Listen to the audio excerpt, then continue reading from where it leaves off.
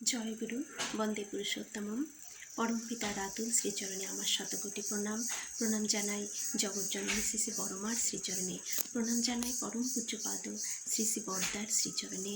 প্রণাম জানাই পরম পূজ্যপাদ শ্রী শ্রী আচার্যদেবের শ্রীচরণে। আপনাদের সবার মঙ্গল প্রার্থনা করি আমার দয়ালের রাতুল শ্রীচরণে। সবাই খুব ভালো থাকুন, সবাই সুস্থ থাকুন, এই প্রার্থনা।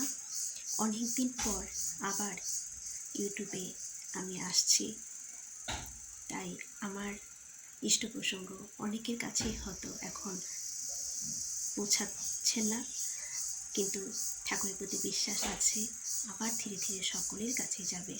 আপনারা আগেও যেমন আমার পাশে ছিলেন, এখনও থাকবেন। আমার ইষ্ট প্রসঙ্গে কোথাও ভুল ত্রুটি হলে, কোথাও যদি মনে হয় আরও কিছু লাগানো দরকার, আপনারা কমেন্টের মাধ্যমে আগের মতোই আমার পাশে থাকবেন, এই আশা রাখছি। তো আজকে যে বিষয়টি একটা ইন্টারেস্ট একটি বিষয়, বা আমরা সবাই যে বিষয়ের উপর একটু চিন্তা ভাবনাও করে থাকি, যে শনিদেব। আমরা বলে থাকি আমরা শনিদেবকে সবাই একটু ভয় পাই, যে এই শনি মনে আমার অমঙ্গল করে ফেললো, এই শনিদেব আমার এটা করলো, এটা করিস না। আমরা সবাই শনি ঠাকুরকে একটু ভয় পেয়ে থাকি, কিন্তু আমাদের ঠাকুর তিনি কি কি দিয়ে গেলেন, যে যা করলে, যার মাধ্যমে চললে, সেই রাস্তা দিয়ে চললে, সেইভাবে চললে আমরা শনিদেবকে প্রসন্ন রাখতে পারি, সেটাই আজকে আমি তুলে ধরার চেষ্টা করছি। দেখুন, আমাদের ঠাকুর যে রাস্তায় আমাদের চলতে বললেন, আমরা এই যে সবাই আমরা শুধু ঠাকুরকেই কেন পুজো করি, কারণ এই ইষ্টকে পুজো করার মধ্য দিয়েই কিন্তু আমাদের সব দেবতার পুজো হয়ে যায়। কারণ তিনি যে রাস্তাগুলো, যে পথগুলো আমাদের দিয়েছেন, সেই পথগুলো চললেই সব দেবতা খুশি, সব গ্রহ খুশি থাকে, সবাইকে সন্তুষ্ট করা যায় তার চলার পথ দিয়ে। ঠাকুরকে ইষ্টকে পূজা করা মানে তিনি তো যে ফুল নৈবেদ্য দিয়ে পুজোর কথা বলেননি, তিনি চরণ পুজো চাননি, তিনি চেয়েছেন আমাদের কাছে চলন পুজো। আমরা যেন তার চলনে চলে সব কিছুকে সুন্দর করে রাখতে পারি। যেমন ঠাকুর খুশি হবেন, ঠাকুর আমাদের বলেছেন পরনিন্দা পরচর্চা করতে নয়।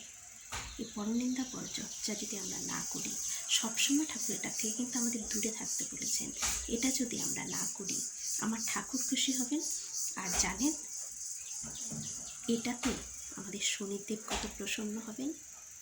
শনিদেবকে কর্মদেবতা, তিনি কর্মের উপর কিন্তু ফল দিয়ে থাকেন, যে যেমন কর্ম করেন তার উপর সেরকমই দৃষ্টি ফেলেন তিনি, আমরা এটা সবাই জানি।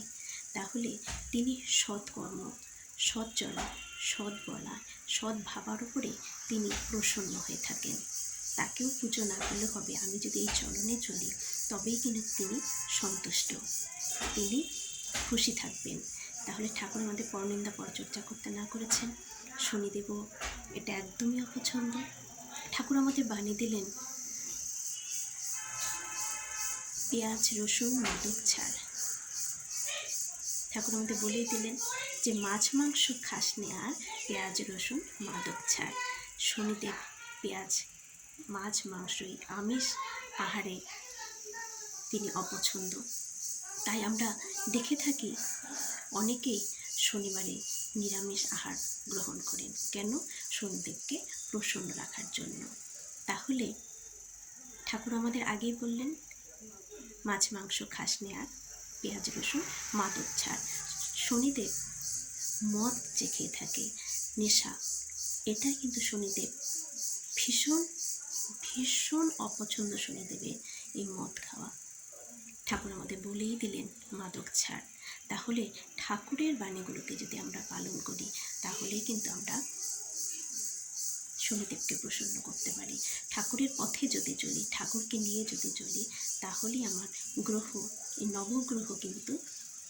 নবগ্রহকে আমরা খুশি রাখতে পারবো। তারপর যেমন ঠাকুর বলে গেছেন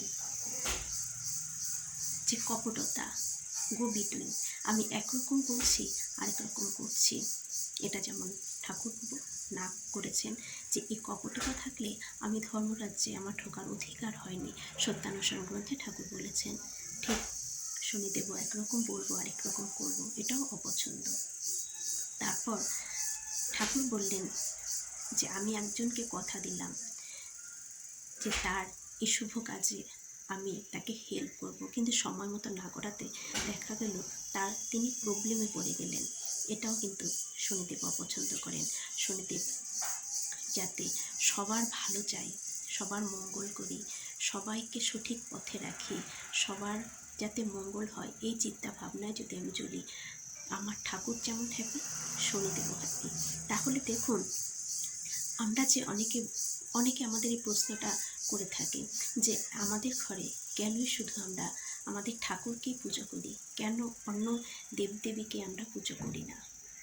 কারণ ঠাকুরকে পুজো করা মানে ঠাকুরকে ধরেছি বলেই তো জানতে পেরেছি যে পূজা কথার অর্থ কী। পূজা করার অর্থ আমি যাকে পুজো করছি তাকে আমার ভেতর থেকে পুনরাবৃত্তি করা, তাকে জাগিয়ে তোলা আমার ভিতরে। তার যে কর্মগুলো বিধানগুলো আছে সেগুলোকে পালন করাই হচ্ছে তাকে পুজো করা।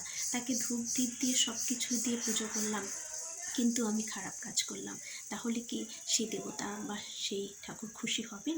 কখনোই হবেন না। আমি শনিদেবের পুজো করছি তাকে সন্তুষ্ট রাখার জন্য, কিন্তু আমি মাছ মাংস মদ সব খাচ্ছি, লোকের ক্ষতি করছি, চুরি করছি, সব করছি, তাহলে শনিদেবকে আমাকে ভালো ফল দেবেন? কখনোই দেবেন না। তিনি আমাকে খারাপ ফলই কিন্তু দেবেন। আর ঠাকুর কিন্তু আমাদের এগুলো করতে না করেছেন। ঠাকুরকে আমরা কেন পুজো করি? ঠাকুরকে পুজো করার মধ্য দিয়েই কিন্তু, কারণ তাকে পুজো করা মানে তাকে ভালোবাসি বলে তাকে আসনে রেখেছি। তিনি আমার বাড়ির অভিভাবক, তিনি আমার মালিক। তাকে আমি রোজ পরিষ্কার পরিচ্ছন্ন করাবো, তাকে আমি কিছু ভোগ দেব। এটা আমার, যেমন আমি বাড়ির লোককে দিয়ে থাকি ঠিক তেমনই দিয়ে থাকবো। তাহলে এই করার মধ্য দিয়ে, তাকে ভালোবাসার মধ্য দিয়ে, তার সাথে যুক্ত থাকার মধ্য দিয়ে, তার কথাগুলোকে যখন আমি মানার চেষ্টা করব, তার মতন করে যখন আমি নিজেকে চলার চেষ্টা করব, সব কিছু থেকে আমি যেভাবে ঠাকুর বলেছেন সেভাবে যখন নিজেকে রাখবো, তখন একটা একটা গ্রহ কিন্তু আমার একটা গ্রহকে আমরা কিন্তু খুশি করা শুরু করে দেব, তাদেরকে আমরা সন্তুষ্ট করতে পারবো।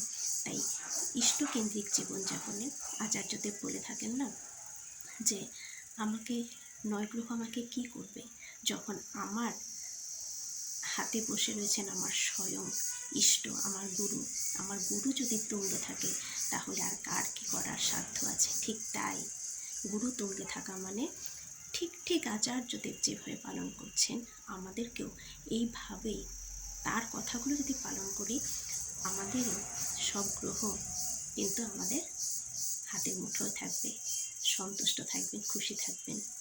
দেখুন, এখানে আমি একটা কথা বলছি, এই আমার হাতে এইগুলোই তো এক একটা গ্রহের ভাগ। আমার এইগুলো একদম বসা ছিল, নিচু ছিল। আমি যখন থেকে ঠাকুরকে ধরেছি বা যতটুকুই করতে পারি না, একদমই করতে পারি না, যতটুকু তাকে নিয়ে চলার চেষ্টা করি, এই চলার মধ্য দিয়ে আমি এখন নিজে দেখতে পারি যে আমার এই মানে এক একটা যে বৃহস্পতি, শনি বলুন, রবি বলুন, বুধ বলুন, যা যা আছে সবগুলো কিন্তু অনেকটা উঁচু উঁচু, এই পাহাড়গুলো উঁচু উঁচু হয়ে গেছে, পর্বতগুলো। তার মানে ঠাকুরকে আমি যতটুকু ভালোবাসছি তাতেই এতটুকু হয়েছে।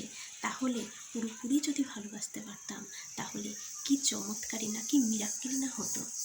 আমরা বলে থাকি ঠাকুর আমাকে কেন এটা দেন না, ঠাকুরও মিরাক্কেল করতে পারেন, শুধু যদি তার পথে চলি, তার বলাগুলোকে সঠিক করার মধ্য দিয়ে যদি পালন করতে পারি আমরা সকলে নিশ্চয়ই পারব। সবাই ভালো থাকুন, সবাই ঠাকুরকে নিয়ে চলুন। ঠাকুরকে নিয়ে চলা মানে তার বলাগুলোকে করতে হবে, করলেই তিনি খুশি হবেন, আর সত্যি আমরা হ্যাপি থাকবো। সবার মঙ্গল প্রার্থনা করি দয়ালু শ্রীচরণে। জয় গুরু, বন্দে পুরুষোত্তমম।